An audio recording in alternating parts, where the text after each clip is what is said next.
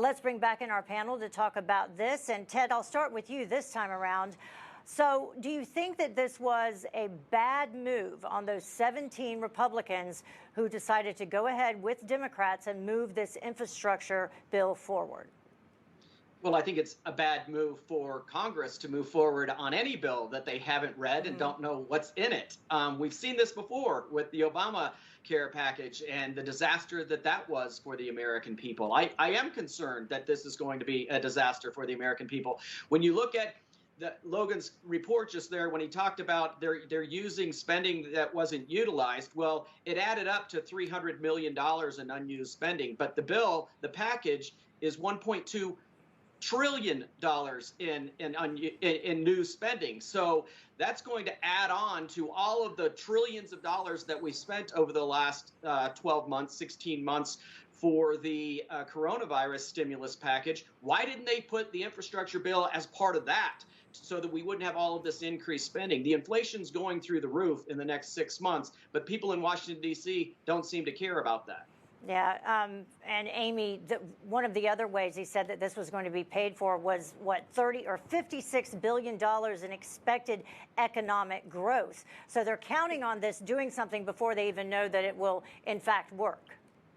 Right. Are they on the same planet? Because as I drive down the street, and it doesn't matter which street you choose, there are, help wanted signs all over the place. So I'm not sure what economy that they are discussing, because I know for a fact we're hurting bad out here in parts of Nevada. And now that out here in Nevada we are going back to mask mandates, you better believe we're going to struggle once again, especially since we depend on tourism. We depend on people coming to Lake Tahoe. We depend on people coming to Las Vegas. And this is going to be a huge detriment to us. I don't see what the rationalization is for these 17 Republican senators, except for just the fact to appear that they are finally just going to have some kind of bipartisan discussion. And then hopefully Mitch McConnell sticks to his guns and says no to Speaker Pelosi's reconciliation consideration. And they do the two bills separate, plain and simple. That's all they can do, or else we lose in the end, like President Trump says. Yeah, and I don't know if, Stacey, they lost their leverage by doing this in terms of those Republicans, and if they should be primaried as, former President Trump said that they should be. So first of all, kudos to President Trump for being right there with his emails, breaking this down from top to bottom. So I want to make something very clear here.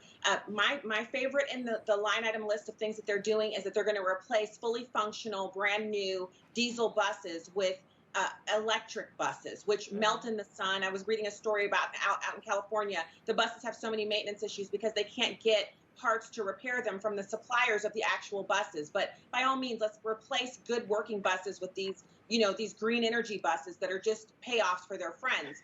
But I want you to look behind the podium there. I agree with Cori Bush that the negotiators from the Republican side were no good, but not because they're white. Who cares what skin they're in? Because they're all rhinos. These individuals don't adhere to the America First policy. They don't believe in the Republican Party platform, and they should be primaried. And if it's possible, this should be the year that Americans bring this to the fore. Get rid of these rhinos, especially Mitt Romney, especially Susan Collins. Get them out of there. Lisa Murkowski should go, and get some real Republicans in there who will actually act on behalf of the American people. Yeah, well, something's got to give. We had, over $28 trillion in debt, rising inflation, rising prices across the board, and now we're talking about spending another $1.2 trillion for this infrastructure plan, and then they want to push through reconciliation $3.5 trillion more. So just spending. Stand by, everyone.